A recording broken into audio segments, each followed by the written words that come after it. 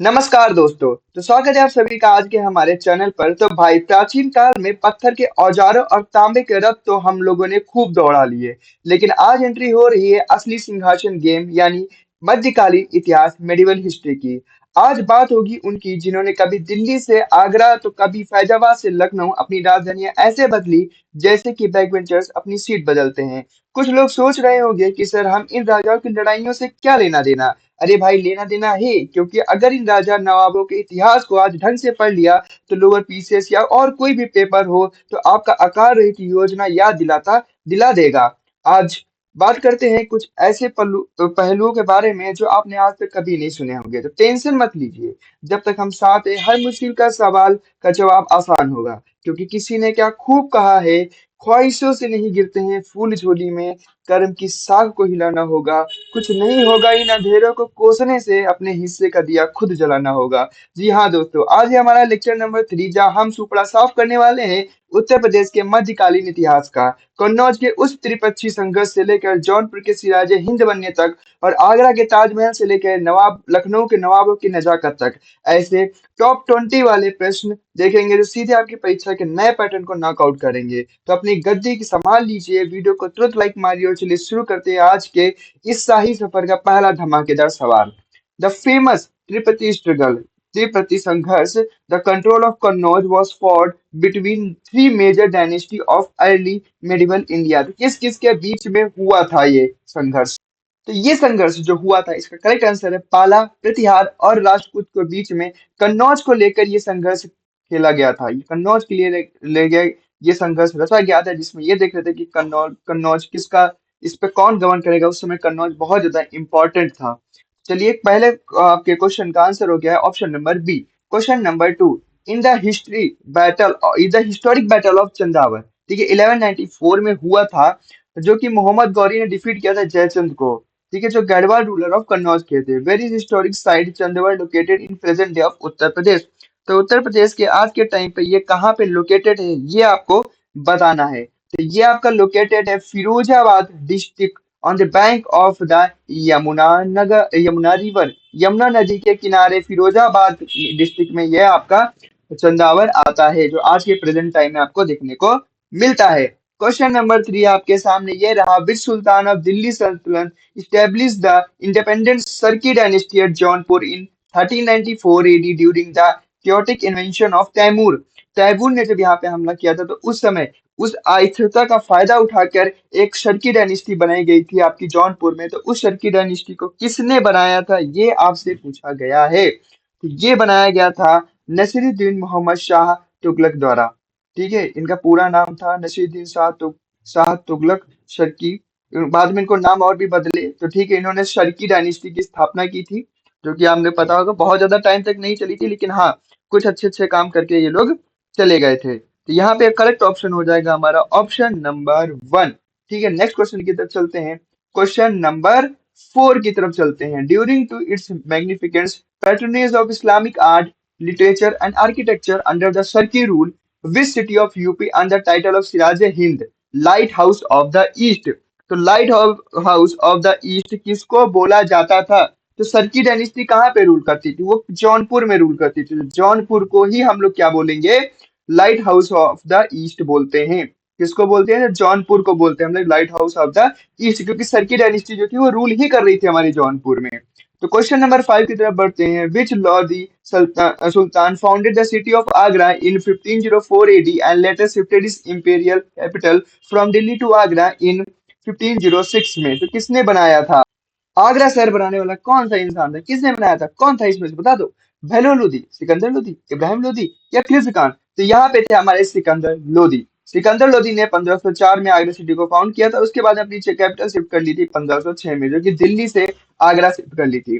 Question number 6 आपके सामने। In the battle of the Khanwa 1527 में हुआ था, Babur defeated Rana Sanga of Mewar, where is historical village of Khanwa located in proximity to UP? तो UP में कहा, यूपी के किस क्षेत्र में आपका ये यहाँ पे नगर मतलब गांव देखने को मिलता है? तो सही सही आंसर बताइए। बिल्कुल, तो ये मिलता है आपका नियर आगरा, जो कि फतेहपुर सिकरी बॉर्डर पे देखने को मिलता है। ठीक है, तो यहाँ पे आपका ये युद्ध हुआ था, जो कि 1527 में लड़ा गया था, जो कि बाबर ने लड़ा था। ठीक है, आप ये बताएंगे और कमेंट पे करके कि बाबर ने टोटल कितने युद्ध लड़े थे। ठीक है, बाबर ने टोटल कितने युद्ध लड़े थे और लास्ट युद्ध इसका कौन सा था। Question number 7, which ruler construct the Babri Masjid at Ayodhya in 1528 and 29 AD as per the command pertains of the Babur. तो बाबर की, ठीक है, बाबर के आदेश पे जो अयोध्या का बाबरी मस्जिद था वो किसने बनवाया था।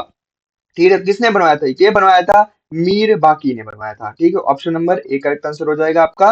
मीर बाकी ने बाबर के आदेश पर अयोध्या में बाबरी मस्जिद का निर्माण करवाया था, 1528 और 29 में करवाया था। क्वेश्चन नंबर, हम बढ़ते हैं 8 की तरफ।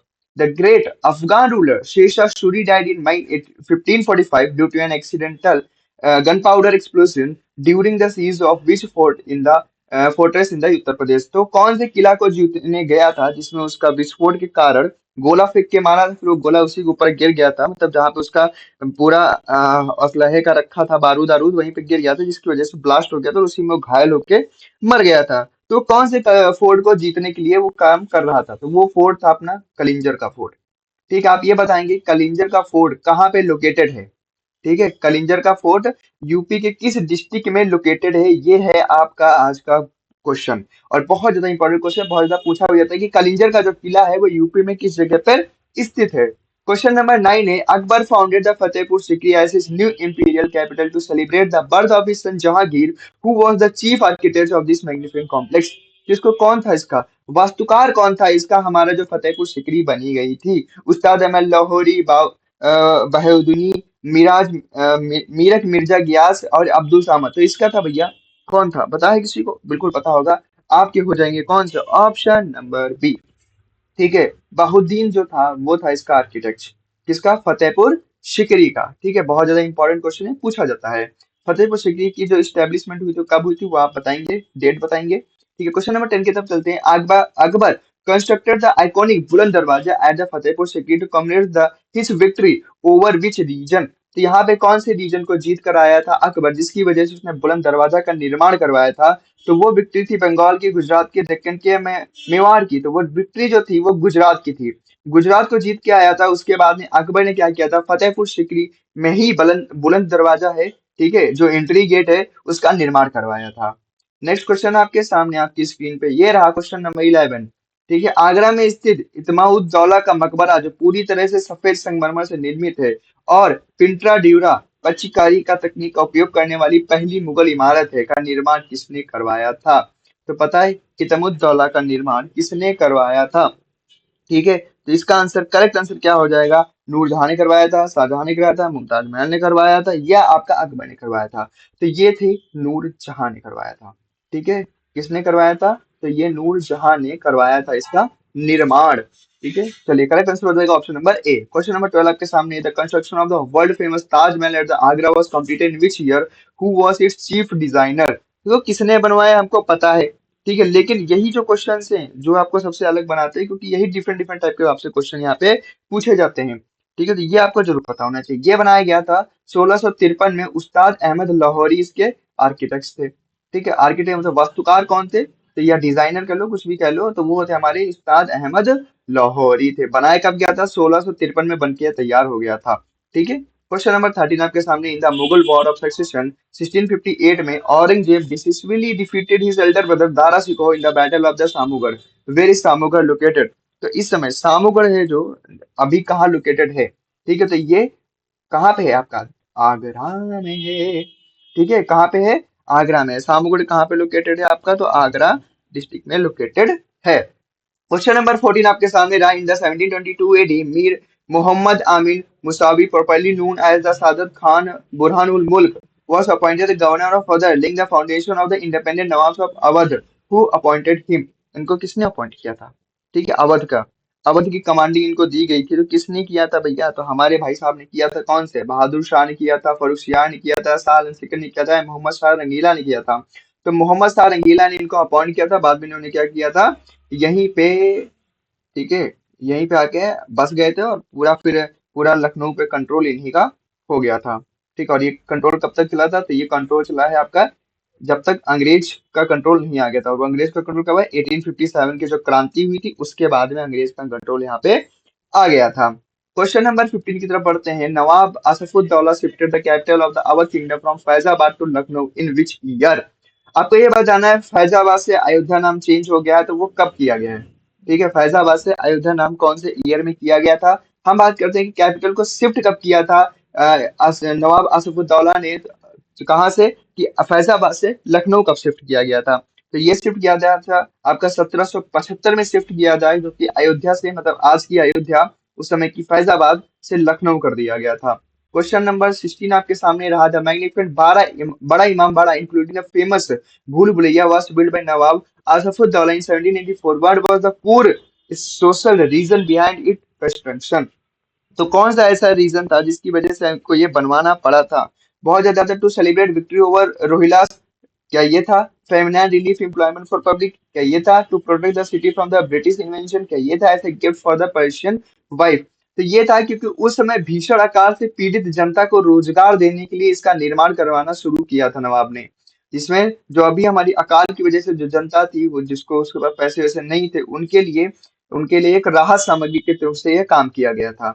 16 क्वेश्चन नंबर 17 आपके सामने आता है। In the context of the medieval UP history the treaty of the Allahabad 1765 में की गई थी, वह signed following which historic battle. किसके बाद 1765 में किस बैटल के बाद किया गया था आपको पता है। जो इससे पहले ही कोई बैटल हुआ होगा उसकी वजह से ट्रीटी ऑफ इलाहाबाद साइन हुई थी। इससे पहले बैटल जिस कौन सा हुआ था तो आपको पता है प्लासी का बैटल कब हुआ था, तो ये हुआ था 1757 में।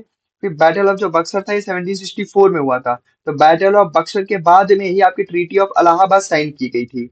ठीक है, ट्रीटी ऑफ इलाहाबाद साइन की गई थी। तो करेक्ट ऑप्शन हो जाएगा option number B. Question number 18 है। Who was the last official Nawab of Awadh before it was annexed by the British East India company in 1856। तो यहाँ पे कौन थे, तो यहाँ पे थे गैजुद्दीन हैदर, अमजद अली शाह, वाजिद अली शाह या बिरजिस कादर। तो यहाँ पे थे Wajid Ali Shah. Option number C हो जाएगा आपका करेक्ट आंसर, जो लास्ट नवाब थे हमारे अवध के। ठीक है, British India East India Company से टेक ओवर करने से पहले। क्वेश्चन नंबर 19 होता है द श्रीनगर कम्युनिटी और the Chandelas of the Jeja Bhukti famous for constructing the legendary temple of the Khajuraho and fighting Mohammad Ghori held their primary fortresses in which reason of UP. तो UP के कौन से रीजन में आपको देखने को मिलेगा। जल्दी से इसका आंसर जल्दी से फटाफट सोचिए और बताइए। एक बार कमेंट में भी कुछ कर दिया करो यार तो मजा आ जाएगा रे। ठीक है, तो कौन से रीजन में आएगा, रोहिलखंड में आएगा, बुंदेलखंड में आएगा, पूर्वांचल में आएगा या अवध में आएगा। तो ये आपको देखने को मिलता है आपके बुंदेलखंड रीजन में। ठीक है, ये देखने को मिलता है आपका किस में, बुंदेलखंड रीजन में देखने को मिलता है। और ये रहा आपके सामने आज का लास्ट क्वेश्चन जो कि होना है 20 नंबर का क्वेश्चन। आपको बताना है अपने दोहो बीजक के माध्यम से सामाजिक कुरीतियों को चुनौती देने वाले प्रसिद्ध मध्यकालीन संत कवि कबीरदास ने अपने अधिकांश जीवन वाराणसी में बिताया, लेकिन उन्होंने अपना अंतिम सांस महाप्रयाण उत्तर प्रदेश के किस स्थान पर लिया था। ये आपको बताना है। इसका आंसर आप कमेंट में जरूर देंगे। अगर आपको पता होगा, नहीं पता होगा तो कोई बात नहीं, आप सर्च करके देखिएगा। लेकिन आप इसका आंसर मैं नहीं बताओगे, इसका आंसर आप ही ढूंढेंगे और बताएंगे कि कहाँ पे उन्होंने अंतिम सांस लिया था। मगहर में, काकोरी में, सोरू में या चित्रकूट में। तो यह आपके रहे आंसर। और आज का लेक्चर कैसा लगा आप लोग जरूर कमेंट में बताइएगा।